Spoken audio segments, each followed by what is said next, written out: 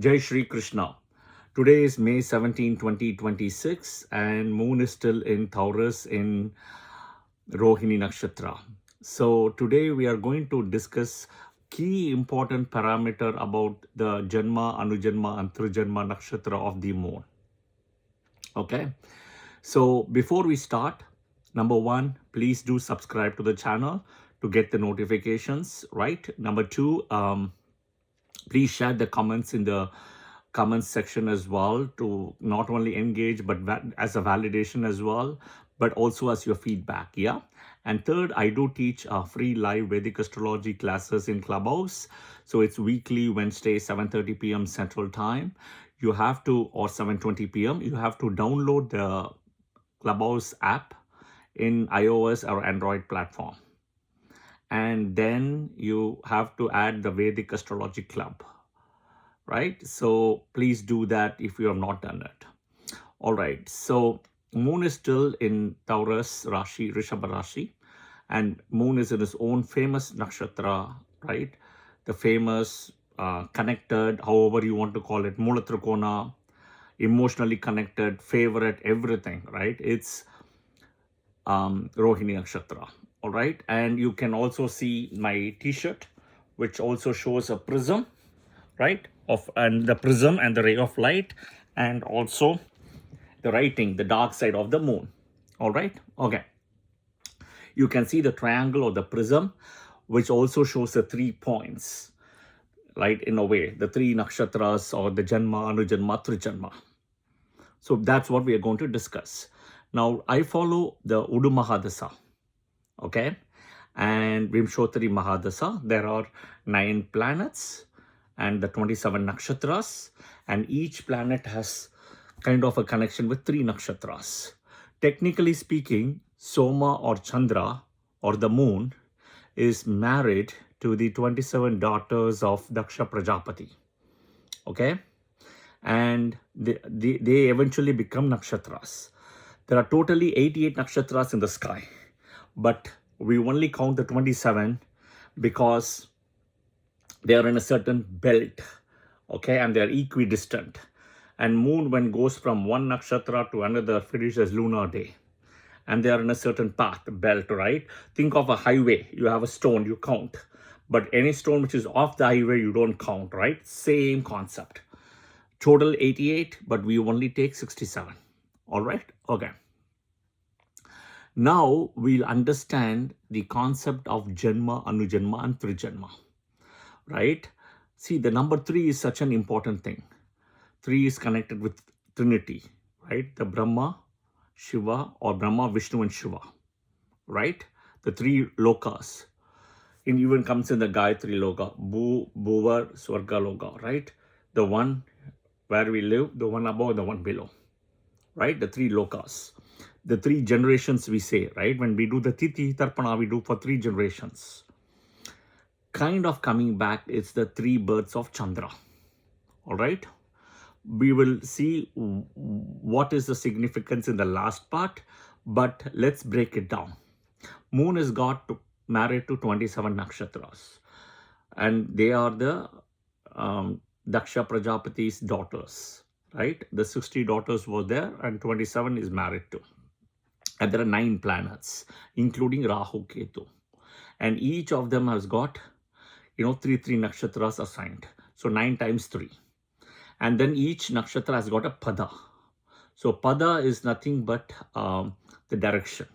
So there are 4 padas signifying the 4 directions, east, west, north, south, or dharma, artha, kama, moksha. Okay. Now we will look at the planet and the nakshatra associated. So listen carefully. Whatever is your nakshatra, the other 2 will be your janma. One is your janma. The other 2 will be your anujanma and trijanma. So we'll start from Ketu. Ketu is a planet, owns 3 nakshatras. Ashwini, Magha, Mula. Okay, Ashwini, Magha, Mula. So Janma, Anujanma, Trijanma. Venus, you have Bharani, Pura Falguni, Purvashada. Janma, Anujanma, Trijanma. Sun, okay, you start from Kritika, then you have Uttara Falguni, And then you have Uttarashada. Moon, Rohini, okay, Hasta, Shravana, right? Then Mars, Mrigashira, Chitra, Dhanishta, okay? Rahu, Ardra, Swati, Shatabhisha, okay? Next is after Jupiter will be Punarvasu, Visakha, Purabhadrapada, Saturn, Pushya, Anuradha, Uttarabhadrapada, Mercury. Start from Ashalesha, come to Jyeshta, then Revati, right? So 9 planets, each planet's got 3 nakshatras.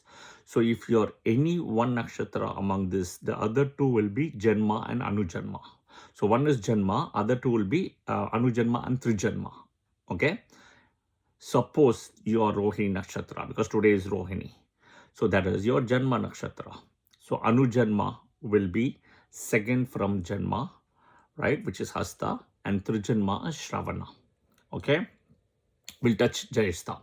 If you are Jyeshta nakshatra, Jyeshta is your Janma, Anujanma will be Revati, Trijanma will be Ashlesha, okay? So we'll touch another nakshatra, Mrigashira. If you are Mrigashira nakshatra, Janma, your Janma is Mrigashira, Anujanma will be Chitra, and Trijanma will be Dhanishta, okay? Suppose if you're Swati nakshatra, your Janma is Swati, your Anujanma will be Satabhisha, and your Trijanma will be Ardra. So you see the link, it's the same thing. So if you are born in any one nakshatra in this thing, the Janma nakshatra is also a challenge, and then Anujanma, Trijanma, and they all form like a triangle, 1, 5, 9, like the triangle what you see here, like a prism, right? So that is kind of what it is. All right. So one other important thing before we go to the crux of the story, okay? When the churning of the Samudra Mantha happened, okay, according to our Vedas and Puranas, there were 14 things which came out, okay? The 14 things are called the Ratnas, okay? And they include goddesses, they include animals, celestial animals, they include magical objects, tree, the nectar of immortality, etc. Okay, so Asuras and the Devas did the churning, right? And they used the Vasugi, right, the snake, and the Manthara mountain as well to keep it, right? So as the base to do the churning. Okay, the 14 items we will look at it first, because that is important to note. And please go and kind of watch the videos of the Jyeshta, Mula, everything of the Samudra Manthan. You will get more information. First, one of the first thing which came was a halahala poison. That is from the Vasugi. Next, you have Kamadenu. Sometimes people also say Surabhi. The third one is Uchasravas, okay, which is nothing but a flying 7-headed white horse. Uchasravas. Airavata is a white elephant which is connected with Indra, right, the Jyeshta energy. The Kaustubha money, okay, which is always on Vishnu's chest. Varuni, or the Sura they call it, right? It's the goddess of wine and alcohol, okay, who was claimed by the Asuras, okay? That is called the Varuni, all right? Lakshmi, right, which is where Uttarashada Nakshatra also comes. Lakshmi also comes, right? Okay, Apsaras come, okay, like Ramba, Urvasi, Menaka, all of them come as well, okay? All right, next is Chandra. Soma also comes here, okay? Soma, eventually he takes a place in like a, crescent shape in Shiva's head, okay? The next one is Panchaganya, okay? It's the Panchaganya, they call it Panchagancha conch and everything. That is the divine conch which is with Vishnu, and it is actually, Shukracharya comes and gives to Lord Krishna in Mahabharat for this war thing, blowing the war thing, right? For the start of the war. Okay, next is Sharanga, okay? It is a divine bow, right? The next is Dhanvantari. And Dhanvantari is a physician of the gods, okay? who had all the healing energy and stuff. And there's a beautiful Janma-Tri temple. I come to India, right, in December in Coimbatore, in a place called AVP, Arya Vaidya Shala, right? AVP. It is near the Olympus bus stop. Okay, it's called AVP Janma-Tri temple. Beautiful, yeah. Okay, the last is Amrit, the nectar of immortality. Okay, all right. These are the 14 things. So you can see Soma also came. All right. Now we will see why there is Janma, Anujanma, Trijanma, the three nakshatras associated here, right?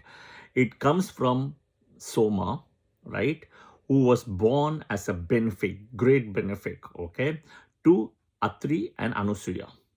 Okay, Atri and Anusuya, Soma was born. All right, that is the first birth of Soma. Okay, all right. Then he was born as a benefic. He marries the 27 daughters of Daksha Prajapati, right? And he spends most time in Rohini, Jyeshta, and complains to Daksha. And then Daksha comes in to look for Chandra, and Chandra goes to, to Shiva to help, and Shiva removes the curse. Now Daksha is very upset the curse has been removed, right? So Daksha comes to fight a war with Shiva. In the meantime, Chandra goes to Vishnu and brings Vishnu. Now, as the war is started between Daksha and Shiva, Vishnu pacifies both Daksha as well as Shiva, and he says that Daksha, your curse will also be there. Shiva's removal of the curse will also be there. So that is what we call as Shukla Paksha and Krishna Paksha. Shukla Paksha is the waxing of the moon, and Krishna Paksha is waning of the moon, right? So this is like a balance. So one is like dark, one is light. All right. So this is in a way a rebirth. Okay, this is the rebirth of Chandra because he completely loses the luster because of the curse of Daksha Prajapati. Yeah, the curse of Daksha Prajapati, he loses the luster completely. Now what happens next is, so this is the birth number 2. So first is born to Atri and Anusuya. Second is he is now, he loses the light and energy and everything. Right? You have to understand the principal thing of Chandra Soma is 3 things, right? He absorbs, filters, and reflect. The sun's rays are only 50% useful to us. That is why you see you only get sun's rays half a day. The next half a day you don't get it. It's like literally 50%. But it is also important that in the 50% of the time, even the rays what we get is 50%. Otherwise, you can get a sunstroke. If you see the sun, you can lose your retina or the eyesight, right? So now coming back, right? Moon's rays 100% is benefic. That is the beautiful part, okay? And I will do a video later to say why sun is a malefic, moon is a benefic, Jupiter, Venus, etc. I will do a video at some point, all right? But now coming back, okay? Coming back, now, moon has 3 functions: absorb, filter, and reflect. Okay. Now, it is also that, it has this waxing and waning. That is where it lost the strength because of the curse of Daksha. So, it was a rebirth because of Shiva and Vishnu's interference. Okay. The next birth also happened when the Samudra Mantha churning happened. Soma as Chandra comes out. Okay. He comes out. And what happens is the Amrit is there. The Amrit, Soma is dipped in the Amrit and kind of, put in Shiva's head next. And also what you see in the heaven. So now that unique luster and the dignification power is even stronger. Right? As I said, absorb, filter, and reflect. The filtering power becomes the strongest because of the energy of the Amrit. Now, by science, we know moon is the closest planet to Earth. And moon is something we can see daily like the sun, unlike all the other planets. Okay? And you can also see the full moon almost every 28 days or so. You see kind of close to 12 to 13 full moons a year. Right? And you can always associate full moon energy to not only humans, but birds, animals, insects, reproduction, etc. See, the sun is the soul, okay? If there is no sun, soul doesn't exist. The solar system where we live doesn't exist, okay? So for moon, it's the prana, the birth. In the birth, when I say is the prana is the breath, right? In the birth, the prana, that is the moon, which is also not the reproduction, right? Expansion, reproduction. It is not only for humans, right? Animals, birds, plants, reproduction, everything, even reproduction. Moon is the most important thing, okay? So gravity also we know is another important thing, all right? Okay, so 2 births over. The third birth is the Soma thing.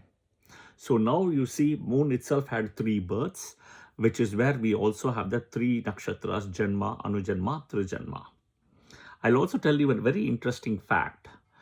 Originally, when the Western world discovered the so-called condom, okay, condom, what happened is they tried to clean the condom before it can be used by a human, right? They couldn't figure out what is the liquid or what substance can be used. Eventually, it was actually cow's milk, right? Cow's milk was the final kind of a solution, right, which was used to purify and remove all the synthetic stuff and the chemical stuff from the condom after it was manufactured for the cleansing of the condom, right? So that is the power of the cow's milk. And in a way, cow's milk is also connected to moon in a way, right? Look at the color as well. And imagine even moon himself was dipped in the amrit, right, in the third birth, okay? So, and moon is also associated with the mother, right? That is why in Hinduism, in India, in Sanatana Dharma, in Vedic astrology, mother moon becomes a very important part. As I always say, the book says very clearly, the sun is the soul, all are made equal. It is the moon and the mind which makes us a genius or an idiot or a stupid person, right? It can be a monk, it can be a monkey as well. That is your mind, right? So I hope this was helpful. You know, as they say that the Janma is as difficult as the Anu Janma and Tri Janma. Right? The Janma is the most difficult. Anu Janma, Tri Janma is less difficult, but difficult as well. So I broke down all the 9 planets, the Janma, Anu Janma, Tri Janma, the 3 births, and the 3 nakshatras associated with it as well. Right? I hope this video was helpful for you to get a better insight of the 3 nakshatras of each of the planet and why it is happening that way. Yeah? All right. I will see you guys soon. Jai Shri Krishna.